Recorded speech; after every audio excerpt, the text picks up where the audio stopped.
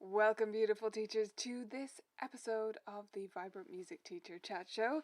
This is your home if you are a music teacher, piano, voice, violin, whatever you're teaching. If you want to teach more creatively, have more fun while you're doing it, and make good money, then you're in the right place. This is the weekly chat show where I bring you the latest news and goings on in the music teaching industry. We also dive into a special topic each week. We have an Ask Me Anything section at the end, so if you want to participate in that, just type answer in all caps and then ask your question, and I'll get to all of those as best as I can at the end. And we do web reviews of a couple of websites from the community so that we can learn about marketing together and get some experience about what's working in the online teaching website world, right? What makes a website effective and what helps us get more students. Today's special topic is all about interval ear training and a different perspective on that. So I'm really excited for this one. It's a very different thing, but it's going to be really practical for you because I'm going to demonstrate exactly what we're doing step by step, almost as if you're the students, although you're not live on screen, so not quite. So I'm really excited to dive into that, but first let's get to our news. Right, in my personal update this week, what have I been doing? Well, I've actually been planning a lot of YouTube videos. Some recorded videos, not live like this one, but recorded videos that I really want to get out there. I have a few things that have been piling up, ideas and stuff like that. So I've been planning those, so you can watch out for those in the coming weeks and months as I get them recorded and get going with them. Especially some of you may be interested to see my review video about the Kawai NV10, which is the hybrid grand piano that I recently got. Very fortunate to get for my studio, for my new teaching space. So I'm going to be doing a review video of that. I'll probably do a tour video of the new studio space as well once everything is in place. I have my final IKEA order in, so my final set of shelves will come and I'm going to get everything organized, which is going to feel so good.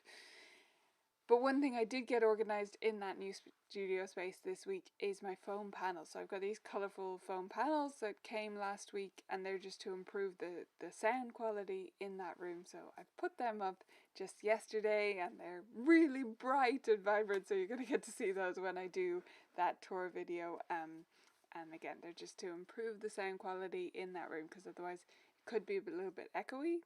It's not that it's huge, but it's just a lot of hard surfaces the way it's set up. So that's why I've added those in there. And then the rest of my week has all been about preparing for the Teacher Turbo Boost. If you haven't heard of our Teacher Turbo Boost, this is the event that is coming up very soon. And it's going to be the best way to relax and recharge and get ready for your final few months of the year if you're in this hemisphere, or if you are down under, if you're in Australia and New Zealand, then maybe it's going to kickstart the second half of your year. But it is in times of day that work specifically for US and Europe for the most part, and Canada, North America, and Europe. So yeah, if you're not signed up for that, that's where you go, teacherturboboost.com. It's starting next week, so you still have time to sign up for it. And if you are a Vibrant Music Teaching member, make sure to use your discount. That's really important. Go into the community, go to our member forums, and you will see a discount code there that you can use for the Teacher Turbo Boost. Again, that's teacherturboboost.com. It is going to be 5 days. And if you have any questions about that or anything else, just type question in all caps and I will get to all the questions in our Ask Me Anything section at the end here. And if you're in the chat and you're coming to the Teacher Turbo Boost, let me know.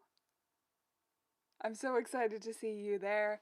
Ticket sales have been going really well. We still have room for a few more, but yeah, we've kind of blown our goals out of the water. I think you guys have basically been uh, affirming that I'm on the right track, that what I thought we all needed, this 5 days of recharge and getting together and learning together, but also really grounding in stuff we already know and stuff we should be doing, and doing that in real time together in a live format with our Zoom calls every day. I felt like that was what we needed, and it seems like you guys needed it too. So excited to see many of you there. And I've been polishing all that up. It's all set up and ready to go. And on the podcast this week, we released a new episode about working with students with a weak oral memory. So if you're looking at today's exercises, perhaps in this video, and thinking, yeah, that sounds great, but my student literally can't retain anything. They've got this weird issue where they don't seem to retain what they listen to. That post is specifically for you. It's an article and a podcast. We always do a written and audio format so that you can digest that in both ways if that helps you, or one or the other to suit your preferences. So you can check that out on Colourful Keys blog, colourfulkeys.com. And then we did an update of an older post called Listen Up, why listening should play a bigger role in your music lessons, which is a post I wrote a very long time ago, but I still stand behind, and we just updated it to to make it up to date, obviously, to my current thinking, but very much something I still believe strongly in, which is why we've been talking about ear training all this month. So next week is Teacher Turbo Boost, as I mentioned. And so I don't have a ton of sneak peeks in terms of stuff that's going to be released on the blog and stuff, because it's going to be 100% focused on the Teacher Turbo Boost next week. And hopefully you'll be joining me there. But if you usually join me here on YouTube each week, just know there is no show next week, because this show is at 4 p.m. in my time zone. I know it's not that for you, but it's 4 p.m. for me right now. And the Teacher Turbo Boost is going to be 3 to 6 p.m. So I can't do both those things. So there's no show here on YouTube. Next week there will be a new recorded video that will come out on Thursday. So you won't be devoid of YouTube content. But if you want to join me live, the Teacher Turbo Boost is the place to do that all next week. And again, that link is teacherturboboost.com. So nothing next week, and then the following week we'll be into our new focus, which is going to be about awards and rewards all next month. So we're starting with a general overview.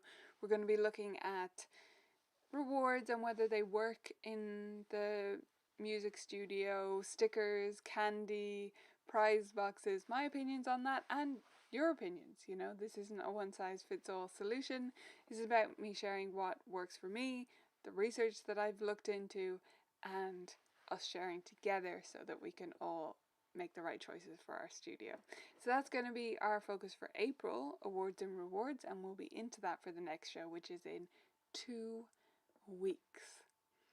It will be April in 2 weeks. Just leaving that there. April in 2 weeks. It will also be Easter Monday on that Monday, so hopefully you'll still be able to join me. You won't be too busy with other stuff if it's a bank holiday for you guys, as it is over here. Right, that's it for my news and updates. Let's get into our main topic of today. Ear training is something that can bring dread to the hearts of music students and music teachers. Let me know if ear training is something that you hate doing, that you leave to the last minute, or that you leave off the plate completely. I know I will have done this in the past. And in particular, if you work with an exam board that requires interval ear training tests, that's something we tend to cram at the last minute, let's be honest. But interval ear training does not have to be dull. I believe we should be focusing on music-based interval ear training, even if you're working to some kind of exam system like that. And that is exactly what our new course inside Vibrant Music Teaching is all about.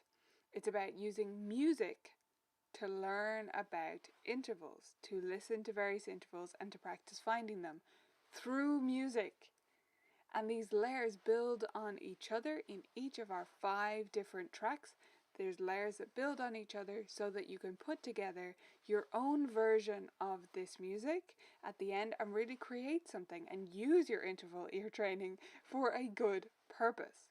Does that sound good? So we're going to walk through this process together today, and I'm going to put up on the screen the PDF that comes along with this course so that you can see exactly what this looks like. Except I'm not, because it's shut off. 1 second.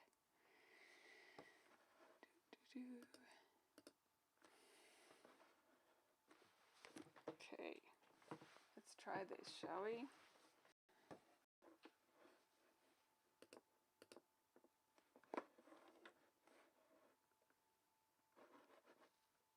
Nope. Give me 1 sec, guys. Let's see if we can make this work, because it is going to be easier for you guys to see then.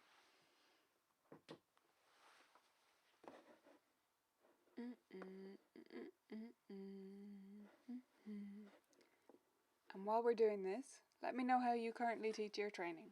Or let me know as well if you use an exam board which requires this kind of interval ear training approach, because our exam board actually doesn't. We don't have to tell our examiner whether it's a 3rd or a 4th. What we do have to do is sight singing tests. So we get lines of music and we have to read them at sight, which you do have to know the feeling and the sound of different intervals to do, but it's almost the reverse. We don't have these kinds of ear training tests. I see the value in them. I see why exam boards would do them. However, I don't know if they're always the most effective use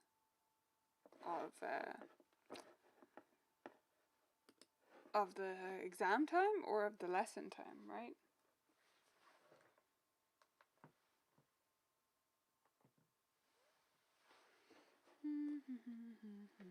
I don't know what's going on with this, guys.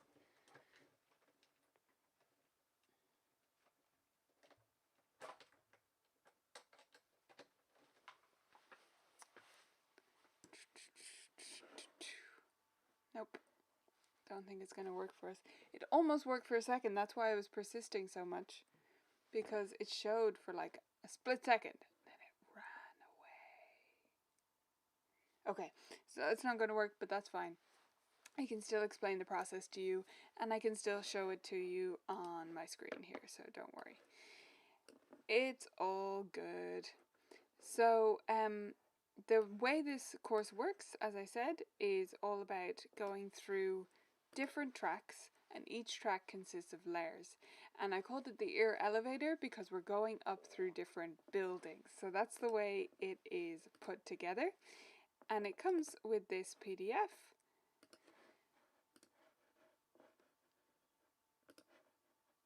Right here. Okay, so this is what the PDF looks like, and that's just the table of contents. But we go down through it there, and for each one of our buildings, each one of our floors of each one of our buildings, we're going to squiggle the shape and find the notes, and then map the rhythm and notate it on the staff at the end there, and then play with it so they're practicing it lots and lots.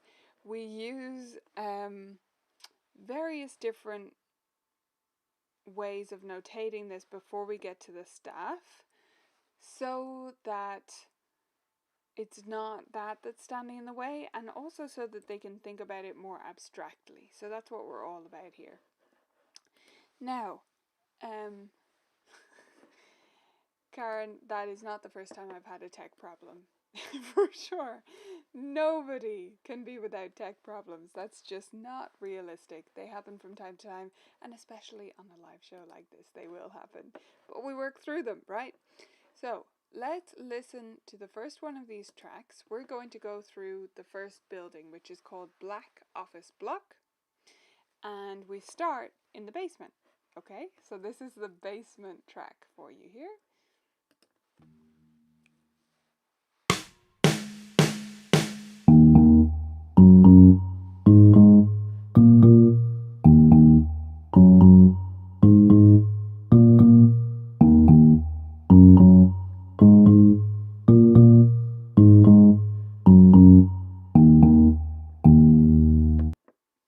Okay, so that is our track. Now the process for the student is just for them to hunt for those notes. We do have clues every time, and we will have squiggled the shape first, right? So what we're doing is we are going through this PDF and we're squiggling the shape, so they're just going to draw in. Yeah, no, I can't draw, that's why I wanted the other screen, but they're just going to draw in a shape. So I'll just show you in the air. If I were to draw in this shape, right, I'm drawing it along with the track, so I'm doing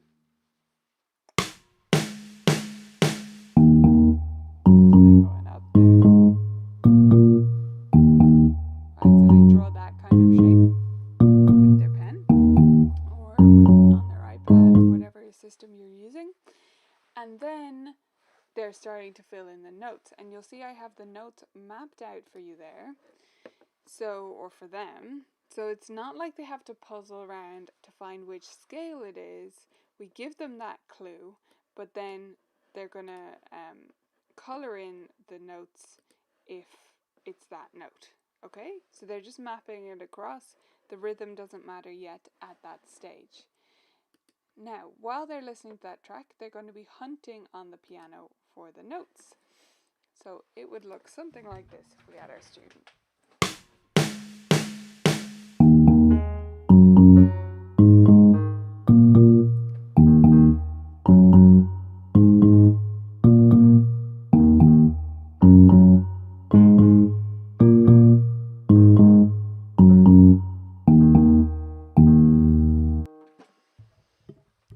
Okay, so hopefully you could see that okay. So the idea there, I got the last part wrong on purpose, as you saw, because obviously they're going to think it's going to repeat itself again, but then it changes slightly at the end. So you have to notice that, and then notice how many repeats there are of the main phrase before it changes. Is this making sense so far, guys, this process? After they get the notes, what they do is they go forward and they look at the rhythm. Okay, so at this stage, they're going to map out the rhythm. So we're just marking where there are notes and where there are not notes, right? We're just going to circle the quavers where they do come in, and then leave them blank when they don't, or color in those boxes, or whichever they prefer. And then, yes, it does change at the end, so making a note of that as well. Can I explain the second part of mapping out the notes again, Carrie? I absolutely can. I said I was hoping to be able to draw on the screen. No.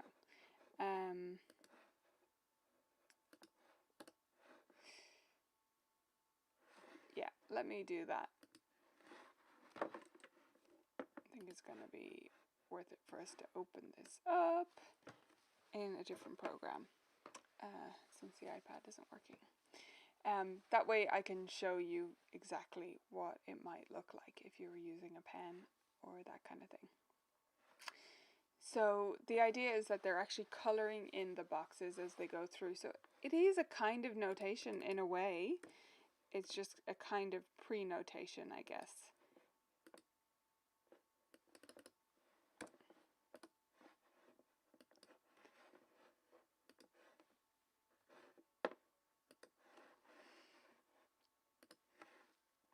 Okay, so this is it open in a different program here.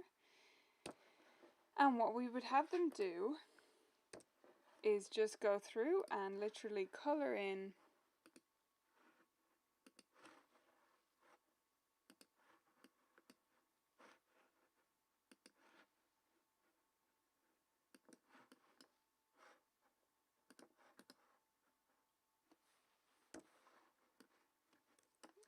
let's do circles, why not?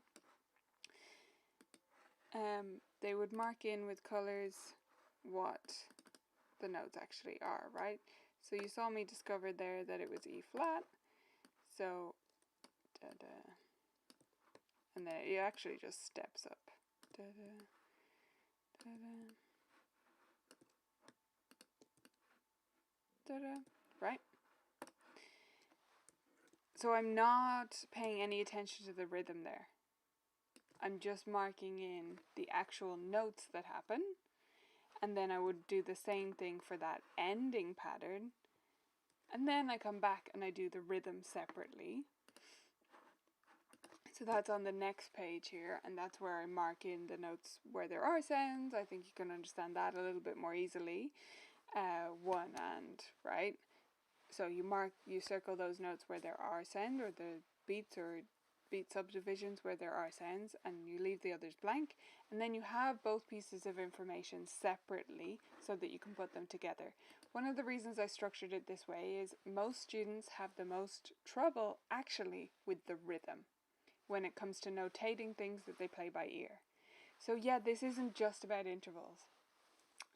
But to bring it back to that interval ear training idea that we started with, this course is structured so that everything in that first group, each phrase only uses steps and skips.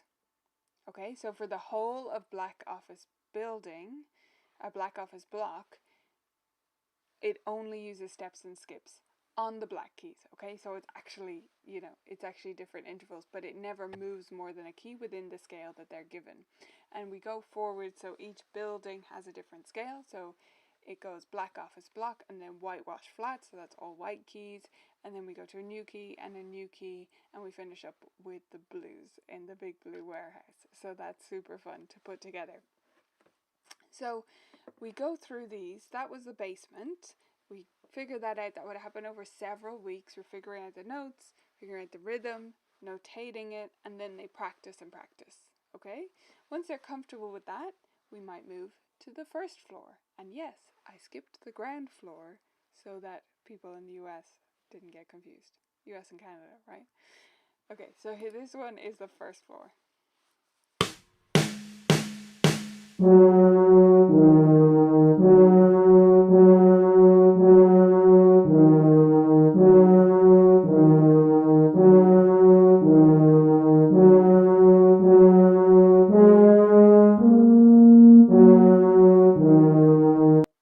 Okay, so that is the first floor. We pretend there's nothing on the ground floor, or it's non-existent, your choice. Anyway, so that is the next level, and again they work on finding those notes on the piano and figuring that out.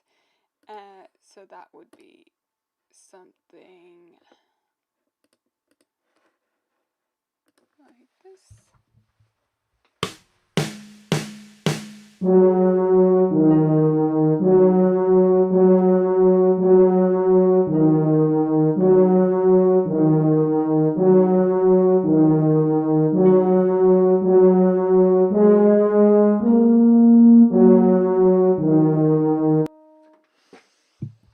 Okay, so that is how you would work through that. You told me, like, I'm not remembering it there, I'm just working it out. A student won't necessarily be able to do that as quickly and work out the notes. That'll take several playthroughs and pausing it and slowing it down. But you have the tracks downloadable inside VMT, so you can just have that track, you can pause it as much as you want to, you can even slow down the speed with like a slow downer app, and that way they can figure it out. But none of the speeds are actually too fast. I made sure to keep to moderate tempo within each there. Okay, so that's your first floor. The process in the PDF there will look pretty much the same. So you've got squiggle the shape, so they draw the shape roughly, starting to think about how it works. Then they go and hunt for those notes on the piano. They map out the rhythm. They notate it fully on the staff now that they have both of those elements separately, and then yes, they practice it. You'll see it mentions here, practice this part on your own, with the solo track or with the full mix track. So the solo track is what you just listened to, that's just the first floor, and they can listen to that and practice along with it. They can also practice along with the full mix track, and I call that track 0 in the way it's set up. And that is where all the parts are put together. So let me show you what that sounds like.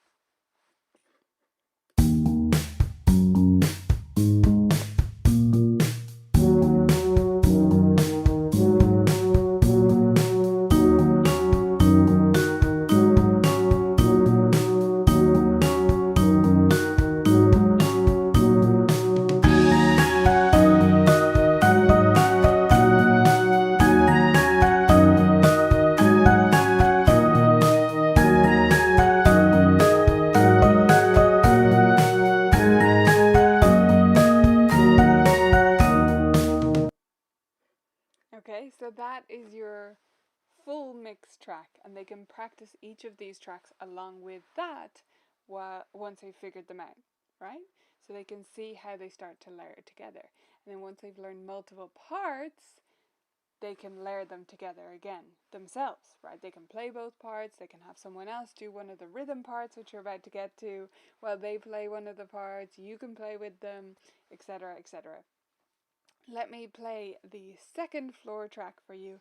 Again, same process, so they're going to squiggle it and figure out the notes on the staff from this step by step.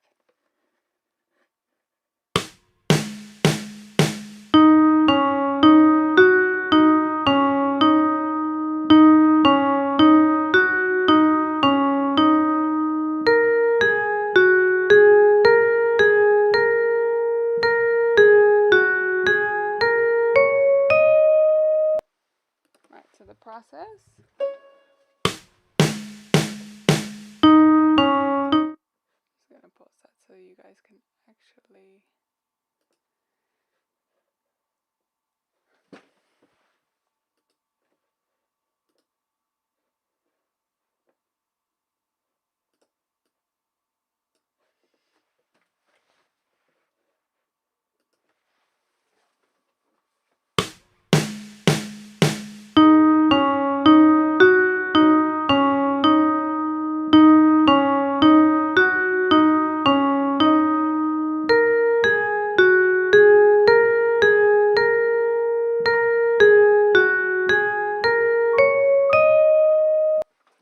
Get the idea. I don't have to figure all of them out as we go through, but hopefully that's useful so that you can see what it actually sounds like, or hear what it actually sounds like. I always do that as a student is working it out, right?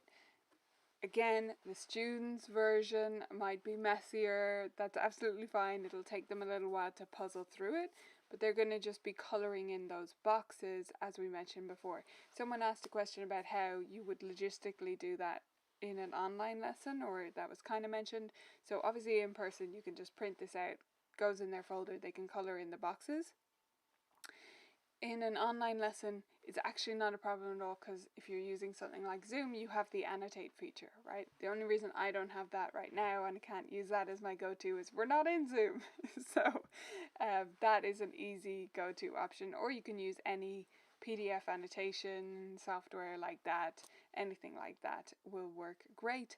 And if your student doesn't have the actual tech to be able to do this, or just the tech wherewithal to be able to do this, then you can do the colouring in, right? They can see it on your screen, and that's absolutely fine. It's just about someone writing it down so that they remember what it is and have a record of it. You could take a screenshot of that and put it in their practice app or with their practice notes that you send to them, whatever system you have for that. So that was the second floor. Then we have one more floor of music on every building. This is the third floor.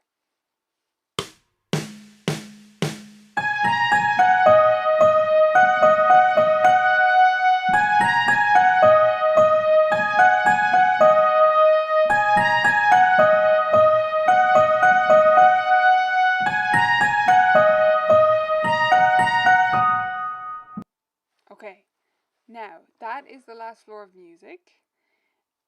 But after that, what happens is, so that's got the second floor there, and again the notes are laid out in a way that makes sense for the track, so that that part of the work is done, right? Third floor there, same thing. Then we get to the top 3 floors, and these are actually all pure rhythm, because I thought we could use some extra work transcribing rhythms, writing them down. So there's Penthouse A and B on each track, and those ones actually have words. So all they have to do is figure out the rhythm that is being used for those word patterns. That's a great idea, Carrie, to use it for your summer project. I think they will absolutely love it. Yeah. So, and this could be done with multiple students playing together, by the way. If you're able to do that, it would be so fun in a group setting. But the Penthouse, the way it works is it has words. So there are 2 options for the 2 Penthouse tracks. Penthouse A with the voice, Penthouse A without the voice. And then Penthouse B the same, with voice, without the voice. And the voice is just me, so they get to hear my voice. If that's a fun bonus. Anyway, so this is Penthouse A with the voice. Black office building, black office building, black office building, black office building, black office building, black office building, black office building, jet black. Okay, so as you can see here in the PDF, there's only a couple of different phrases to this. The other Penthouse actually only uses the jet black. That's the answer to what happens in Penthouse B.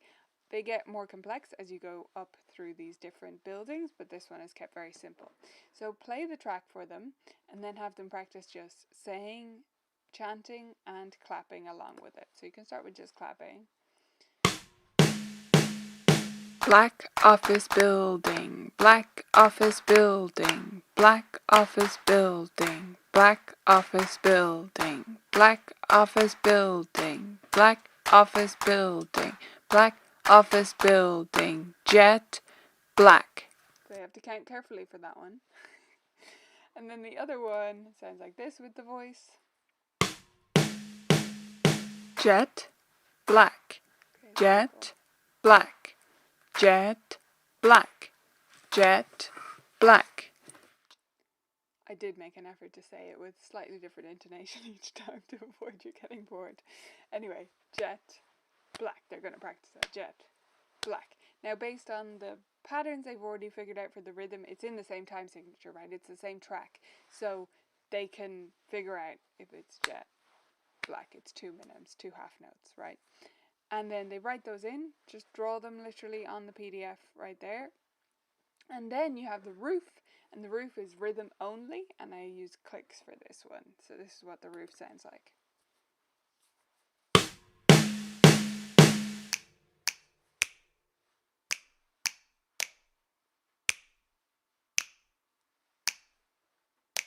Okay, we don't need to listen to all those clicks. I think you get the idea there. Are you seeing how you could layer these in so many different ways, and how by having this controlled music environment, you know, it's not like a pop song where there could be any interval. There might only be 3 notes and steps, like that's very possible, but it could jump all random places. It could go into modes. You have no control over it. And while it's a great exercise, and we talked about that last week, sometimes you need that control. Sometimes you need to be sure that the student is going to learn all these different intervals that they need to learn. And this gives you that, right? And then later you can layer on, the reason it sounded like that is because it's a second, if you need to do that for an exam or something like that. But that's far less important than functionally being able to play what you're hearing and write it down and figure out the rhythm. That's so important. So once more, I'll just play the full mix of that Black Office Block track for you, and then I'll do a quick preview of some of the other ones.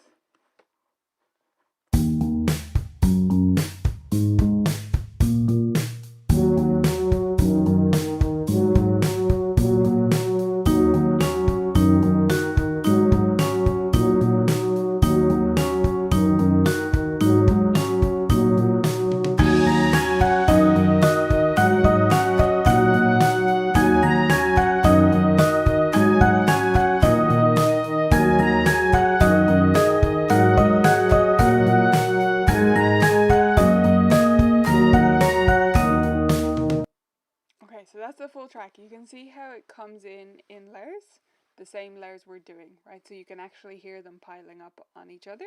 All of them are built like that.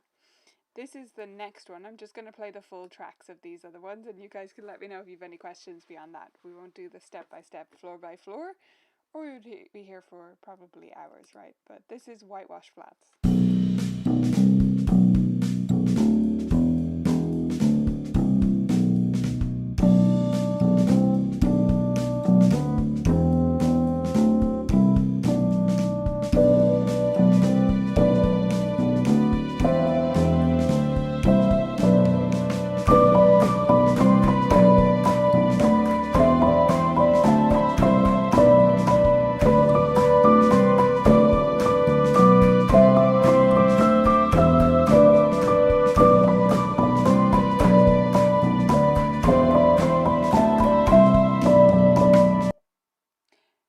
Quick side note that just occurred to me. When you're listening to music together with your student in online lessons specifically, but also in person, make sure you look like you're actually enjoying listening to the music. This is something I've noticed in my own online lessons.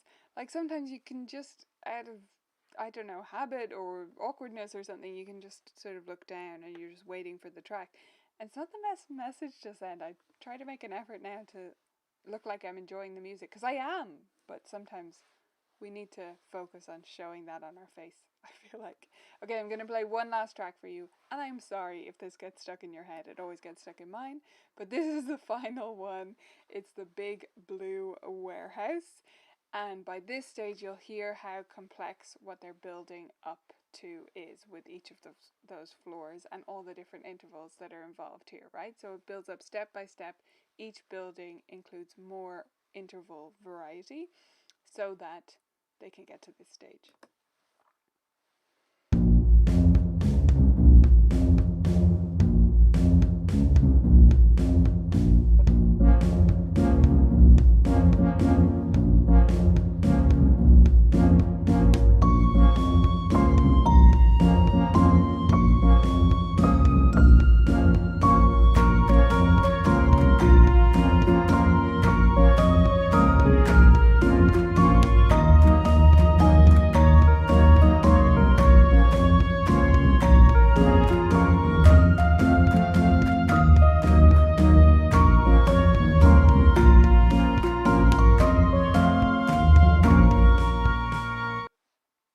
Okay, hopefully you like that one. That dun dun dun dun. That always gets stuck in my head. I'll go around humming that for hours now. Anyway, so that full course is available for you if you're a Vibrant Music Teaching member. I hope you absolutely love it. If you're not a member, you can just go to vibrantmusicteaching.com. Once you sign up, you get instant access to that, as well as all our other courses and all our games and everything. There's no like, oh, you can have this little piece and then you can have that. No, you just get everything, because I don't know what you need right now, and you need the thing you need right now. Yeah? Okay, I hope you love that course, and I hope that this walkthrough gave you some insight into why I created the way I did, and how we can approach interval ear training in general, differently, in a way that's genuinely musical. Right? Now let's get into some web reviews. So, first up we're going to have Amber Chang music, and these are the things that we're going to be looking for. So we're looking for enough text on all the pages, that there's enough actual content. We're looking for clear calls to action, that she tells us where to go, what to do to get started in her studio. That it is consistent in terms of branding, that there's only a few colors and maybe 2 fonts. That's it. No more than that. That it showcases her, this actual teacher, and what she's about and who she is as a teacher. And that it shows real photos of her students, of other things, that it's not all stock. And that the menu structure is simple, because no studio needs a complicated menu. Really, they don't. Okay, so let's take a look at our first website and learn a little bit more together. So this website straight away few things here. So what I love is we've got Get Started, a button here that tells us what to do and maybe gives us a starting point. I feel like we could have a stronger call to action there, Amber. So it could say sign up or join the studio, just something a little bit more action focused. But I love that you have a button, so that's great. It's also good that you say where you are and all of these things. I think this could be tidied up a little bit. It just looks a little bit messy, for want of a better word. So if maybe we can move this down the page or some of it, maybe we can align it better and make sure all the fonts are the same size. We don't have a ton of colors here. I'm not sure about this blue though, I'll be honest. So, or especially the combination. I think we could come up with a color that better complements the brown, if you the like beigey color, if you're sticking with that, or change the beigey color and maybe keep the blue. Just don't think they're the best fit together, but that's me. Those are the things I care about, as you may know from my name. So music for fun and enjoyment. It's a bit odd that this is a link. Like, where's it taking me? I wouldn't really click on that probably if I'm a parent, because I don't know where I'm going. A link should always tell me what it is what's going to happen at the other end. I don't want to click on surprise links, right? Nobody does. So it should say the action I'm about to do. Get started kind of tells me what I'm about to do. Music for fun and enjoyment doesn't. I don't know what that's going to be. Teaching, practice tips, music, that's all good. And I love that you have real photos. Some higher resolution ones would be great, but it's super that you have real students and you singing and, other fun stuff there. That's great. And you've got some testimonials down here. It's not really enough text on this page though. I would like a whole chunk down the bottom here telling us more about your studio, what you do, why you do it, where you are, all that kind of stuff. Now the menu structure is actually my biggest thing here. Because this is really hard to read. So it drops down over other text and there isn't a background until I hover. So this is your music, which is great to have it on your site. Like, I love that it's here. I'm not a fan of autoplays. I honestly don't think you need any of these sub items at all. I think you just have my music or music, listen to music or whatever. And that's it. And that takes me to this page and it has all the tracks on it. That would be my preference there. For contact form, I wouldn't say contact form. I'd just say contact or get in touch or, email me. Contact is fine. Go with that. And bio is fine. About is a more common way to put that these days. And the teaching is fine, and if you need these sub-menu items, I think they're okay, but I think they should have a background, because you see the way they drop down over the logo. So that would be my main thing there. But yeah, you need a bit more text, and just a little bit of a tidy up, I think, would be the priority straight away. But well done on putting it together. You have all the content there, really. It's just about organizing it slightly better so that people can find what they need. The last one is Jovanna's Piano Studio. Very different site. We see through these web reviews how many different ways there are to do this, right? There's not one way to have an effective website, and we've seen that over the weeks we've been doing this. So we've got a fairly cluttered menu up here. Not to start with a negative right away. I love that we come in with a photo. We've got these three clear things about what's different about you or things about you, which is great. The menu completely draws my eye right away and I find it a bit distracting. So I've got home, tuition, which includes your lesson info, accompaniment, performance, composition, bio, gallery, links, contact. Okay, links for sure. I don't think you need that. If you need that, I think that should be a sub menu item. Gallery, I'm not a big fan of galleries just because I would never go to one. maybe other people would. Let me know in the chat if you would generally click a link to a gallery. These days I expect the photos to be sprinkled throughout the website rather than on a separate page. Composition. Those are your compositions. Okay. You could have a page that's like my work or something like that, and it could have both performances and composition. So you could have like services and then my work or something like that, showcase. I don't know. Just think about ways you could group these things together because it's quite a lot of different items and I don't know where to go. Now on the home page, you need to tell me what to do. So that's my second recommendation for you here. Tell me where to go. Tell me what to do. Give me a button.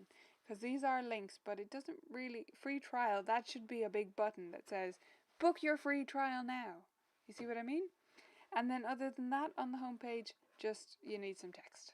You need to say something. Google can't read your image, and even if it could, it's only one image, right? So we need lots of more information about you and summary of all the different pages on your site. Not literally, but like we're not saying, I have this page on my site, I have that page, but you're saying, oh, I perform, I do this, I compose music, this is a little bit of that. So you give a taster of all the different pages on your home page, and that gives people a flavour of you as a whole, and then they can dive into each area. Even if they don't scroll down, it's good for Google, but many people will before clicking through to anywhere else. So I hope that's useful, Jovanna and Amber. Thank you for volunteering for this. Now let's get into our Ask Me Anything section. I'll go through and check if there's any previous questions, but if you have one right now, just type it in, starting with the word question. Okay, so we're going to scroll back through. Genuinely musical, yeah, it's something I aim for, Ben. It's one of those things that you feel silly saying, but it's so easy to get detached from the music, isn't it? Like you just get distracted by all these different requirements that you have for yourself and the books have of you and all these external things have of you, and then you forget, like, hey, I'm teaching music, why don't we make some music together instead? Oh, it's so great to have you. It's wonderful to have you, and I'm so glad you're getting value from the membership.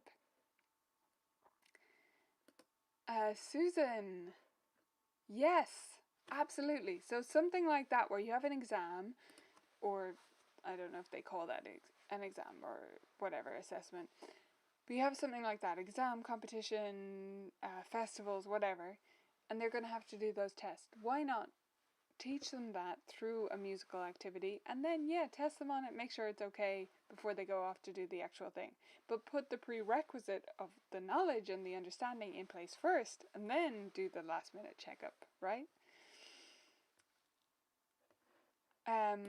Susan, if we were working on this project, so I generally have some kind of project outside of what our regular stuff that's going on, right?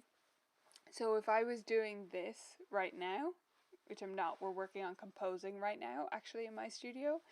So if I'm doing composing, we're spending like 15-20 minutes of the lesson on that. Keep in mind that all my students who are in solo lessons are in 45-minute lessons, but the majority of my students are in 60-minute buddy lessons. So they have half hour solo with me and half hour with their buddy. And it'll depend on what the extra project is that we're doing, whether we do that in the buddy lesson time or in the solo lesson time. Right now, the composing that we're doing at this stage, they're actually doing that during the buddy lesson time because it's about writing down rhythms and stuff, and a lot of things that don't involve a lot of involvement from me. And we're on Zoom together and they can both be writing and I'm just giving them helps and hints along the way while they write out the rhythm for their composition. So that's right now. But that didn't answer your question. If I was doing something like this though, it would be about the same amount of time, 15-20 minutes. But it could absolutely be done in less. I'd just like to have a bigger project and do it in a shorter amount of weeks for more minutes per lesson. But if you have shorter lessons, it's better to do it for a longer amount of weeks in a short amount of time in each lesson. Does that make sense? Ellen, any level, honestly, especially that first building, like you could do that as a quite a new beginner, like 6 months in. They won't get up to the last building, but that could be done over years and years. And I do go into this in the intro to the course, but that would be my basic answer: is start with the first building. If they do it, but it's a bit of a struggle, don't go to the next building. Save that for next year. There's no rush, is there? So yeah, but they absolutely could get started on it, especially for older students who this would really appeal to, because it's not really pop, but it's kind of contemporary style, right? Definitely start it a few months in, for sure. Carrie, right? It has to be longer lessons. Someday I'm going to find out who came up with that 30-minute lesson idea, and I'm going to have a chat with them. See you at the Turbo Boost, Karen! Sorry I missed that before you left, but so excited to see you there.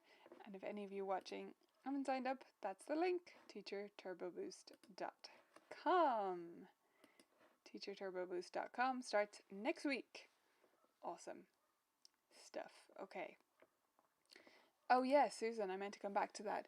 The dot on my keyboard, so this is an ancient, it's not ancient, but it's a keyboard I've had for a very long time, and I don't use it as a primary instrument. I use it in my online lesson because I just need to demonstrate a couple of things, and it doesn't matter what I play, honestly, as long as I can demonstrate dynamics and stuff like that. So it's touch sensitive, it's not even weighted keys, but it fits really nicely into my office, so that's why I have it here. And yes, it used to have 3 stickers on it, red on C, yellow on D, and orange on E, something like that. Oh no, it was primary colours. I think it was red, yellow, blue. I was taking off the other 2 stickers, and I thought, I'm just going to leave that red one there so that when a beginner is confused, I can say, no, this is my middle C, okay? So where's your middle C? And it is a handy reference point for that reason. Yeah, I don't think I missed any questions, did I?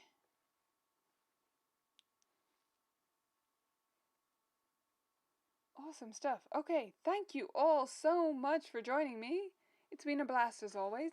I'm really looking forward to seeing you next week in the Teacher Turbo Boost. I won't see you here on YouTube next week, so if you want to see me and other teachers and have an amazing 5 days of celebration and information and inspiration together, go to teacherturboboost.com right now and sign up, because I'd be delighted to have you join us for that. It's going to be amazing. Otherwise, I will see you back here on YouTube in 2 weeks. Okay? Bye for now.